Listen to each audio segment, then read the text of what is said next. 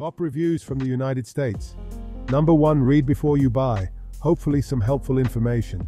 So it's probably a bit early, but I wanted to review this as soon as possible to hopefully help others out there that might be experiencing issues. At this point, I am giving it a 4-star because of a couple of issues I had, which I read are common. 1. PC USB-C to USB-C does not work on USB 1. For some reason on Windows 11 this is not working me. I had to use an adapter to convert from USB-C to USB-A, and then it picked it up instantly. I just purchased the USB-C to USB-A cable from Rode to test.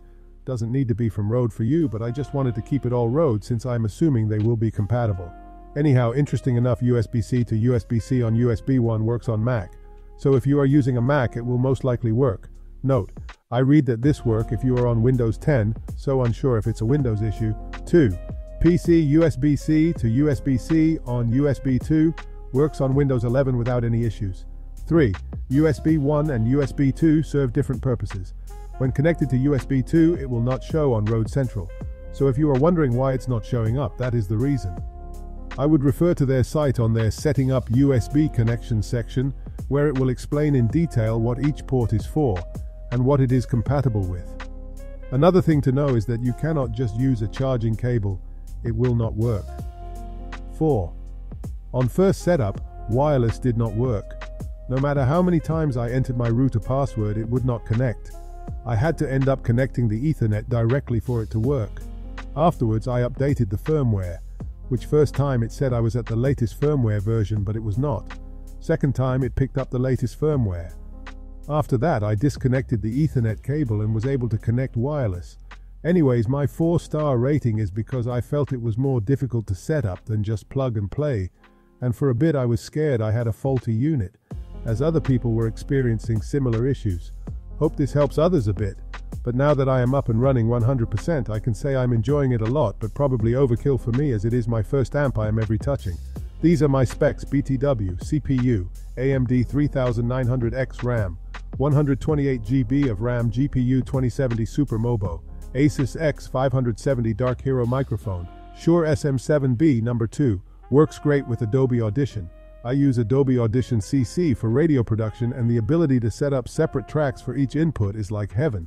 The ease of setup along with the quality of sound is great. I've used different mic processors and interfaces in the past, and each seem to have a flaw.